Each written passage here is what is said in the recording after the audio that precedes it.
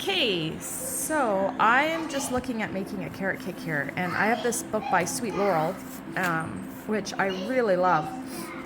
But I also find that my favorite cakes are kind of a blend of this kind of cake, which is like usually almond flour based. So it's kind of like a keto cake, except for she doesn't use fake sugars, which I can have a tiny bit of fake sugars, I know, but if I have too much, it does affect my digestion. So I actually just try to stay away from them, with the exception to green leaf stevia. Anyway, which isn't fake. So gluten-free, gluten-free on a shoestring website is the other kind of cake that I like. It's like a gluten-free mix blend, and it just makes the cake a little bit more, cupcakey, a little bit maybe more like what people are used to, a little less dense. But I find that the almond flour versions give a lot of moisture and oh sorry, my kids are being noisy over there. Anyway, so I create my own recipes by like crossing recipes and little things that I like. So it's kind of what I've done here. So I'm going to use, rather than a half a cup or a quarter cup between the two recipes, I went for a third a cup of oil, 1¼ cup of gluten-free mix, and 1 cup of almond flour. I split the flour mixes. A teaspoon of baking soda and baking powder, salt, Sweet Laurel wanted 3 eggs, the other 4. I like 4 eggs. The more eggs, the denser the cake. I like lots of eggs. Teaspoon, you can use a teaspoon of apple cider vinegar and a half a cup of milk, but this isn't in the Sweet Laurel recipe, but it's this kind of flour, the gluten-free flour mix, that absorbs more moisture. But in the, Sweet Laurel, she uses maple syrup instead of sugar, so that's going to be obviously more moisture there. So you kind of have to figure out your moisture, balance that out. And also, I prefer buttermilk. We have a really nice buttermilk by a company called Avalon here that I like. So I really like what buttermilk does to a cake. I think it makes it actually a pretty significant difference in the outcome. So I'm going to use buttermilk, but I put this in. You could use one or the other. You wouldn't want to use both. It's too much milk. The other recipe it called for 2 teaspoons of cinnamon, and Sweet Laurel's called for 3, but I'm going to use an extra teaspoon, and I might even cut into the 2 teaspoons. You can use ginger, nutmeg. I'm really into cardamom right now. If you haven't tried baking with cardamom, get some cardamom. It's really tasty. So cardamom, you could also use like allspice or clove. So whatever you like. I'm probably going to do a teaspoon of cinnamon, a teaspoon of ginger, and then maybe like a half a teaspoon of cardamom and a 1/4 teaspoon of nutmeg and clove or something like that. We'll see. 3 large eggs grated. Large eggs, sorry. 3 large carrots grated. I have a nice new sugar that's supposed to show up today that I'm hoping to use. It's, I can't remember if it's called I want to say Casanova, but that's probably really not what it was called. Was it like Panella maybe, or something like that? A new kind of sugar, and apparently Rogers is on strike. Apparently we're having sugar shortages, so get to the grocery store and get yourself some sugar. I think that we're going to have some sugar shortages coming up here. Anyway, so I was thinking to use this really nice sugar that I've ordered on a flat that's supposed to show up very soon. It says it's out for delivery. And then I do have some nice organic white chips, so I might toss a half cup of those in. You could obviously use raisins, which is common in carrot cake. I'm not actually a huge fan of raisins in my carrot cake, but I know my husband loves it. But I do really like pineapple. You could use pecans, walnuts, whatever. So we'll probably do some toss-ins. And, the Sweet Laurel was one. It said one. Oh, probably because she cuts it in half. I bet you that's what she did.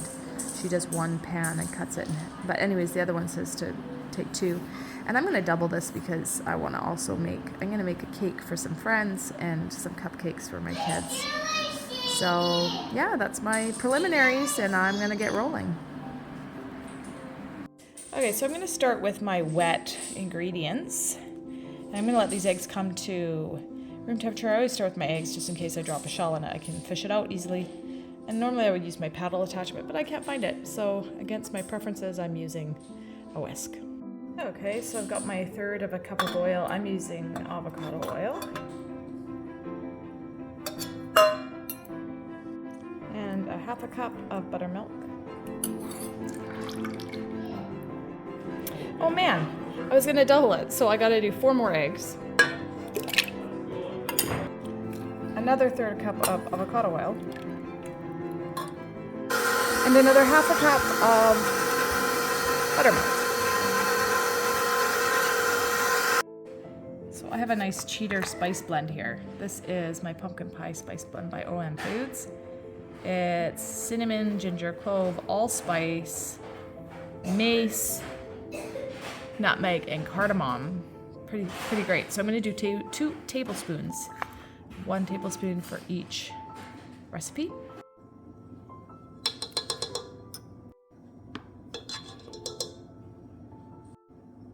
Two teaspoons of baking soda. 2 teaspoons of baking powder.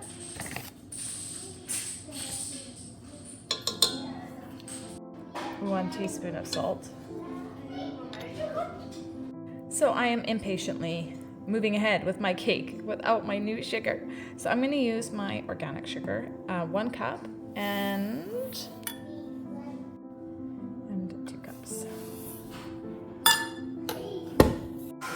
Okay, I have my oven preheating at 350 degrees. Okay, we're going to do 2 and a half cups of my gluten-free flour blend. And we're gonna get that mixed up first before the almond flour because it's a bit more starchy, so we want it to soak up beforehand.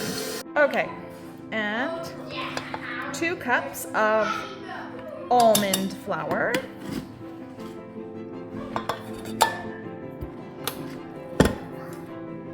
Okay, this is a great tool, but not so great for carrots. But we made it. I was shooting for 4, but this is shy of 4, but that's fine. So about 2 cups of carrots per batch. And hey, when you're making stir fry for lunch, this situation is A-okay. This is an important part of baking, right, Bear? Yum. Okay, so I did 1 can of this 540 mils pineapple. I just drained off the juice and minced it up. And I was looking everywhere for my white chocolate chips. I made some white chocolate truffles the other day. I can't find, whoopsies. I don't think I actually need the sweetness of any more white chocolate in here. I think it's gonna be plenty sweet, but it's just the frustration of where things go in a house of this many people. It probably was me and I just put it in some weird spot, but it's so weird. It's like, how come so many things go missing? So I'm just gonna fold this in rather than whisk it because it all gets all wrapped around the whisk. I'm just gonna fold that in and get my pans ready. Okay, I decided I'm gonna do a half a cup of coconut flakes because I think that'll be a good combo. Fold that in. Okay, in a sudden and unexpected turn of events, I was thinking about morning glory muffins, and I don't know if you've ever had them, but they're so good. And I realized, oh, I got a medium zucchini in the fridge, I got apples in the fridge, I've got navel oranges that I can zest. So I am going to spruce up my carrot cake and make it a morning glory cake. So here's my zucchini, and zucchini has a lot of water, so I'm actually gonna squeeze off the water. I'm gonna do this with 1 hand, awkwardly for a minute, but after I put you down, you can see all the water coming out of here. So I'm gonna squeeze out all the water and throw the zucchini in the pot. Okay. There's my zucchini. There's my orange rind. There's all the liquid poured off. Okay, and in goes my apple. I'm gonna give that a stir. Okay, so I did crisscross greased pans. I just put a little parchment. If they're skinnier, it actually works better around the circle. And my muffin cups. Okay, so I'm going to throw these guys in there.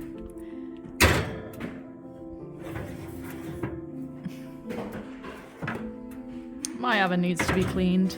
so don't look at that. And I'm gonna check back in 20 minutes, though they might take more, like 30. Okay, so the cakes are looking a little wet, and even my muffins are looking a little wet. So I'm gonna put them back in for 5. All right, that's at 25 minutes. The muffins are looking close, so I'm gonna check them. I think the cakes could use 5 more minutes.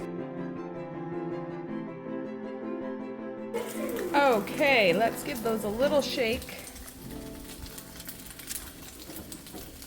Oh yeah, so you can see it's actually getting pretty firm in the center there. And that one's dark, so that one's definitely done on the left. And I'm gonna say they're both done. So that was 30 minutes on those two. Okay, I'm laying in bed and I've taken the edges off my delicious cupcake here. You can see it stuck a little bit here.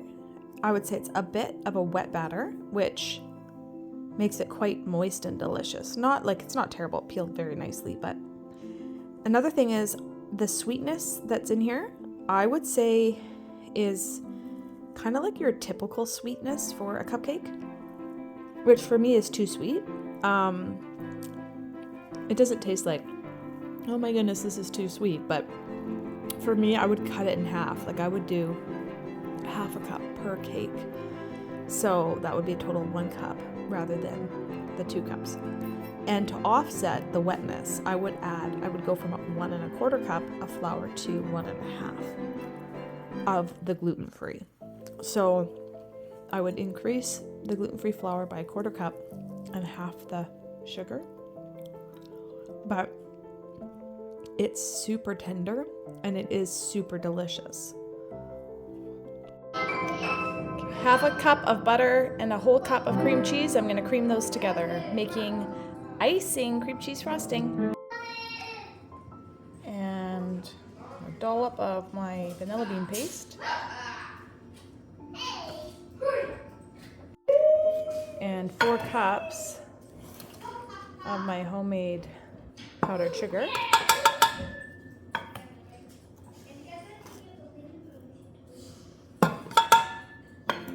I'll do half at a time.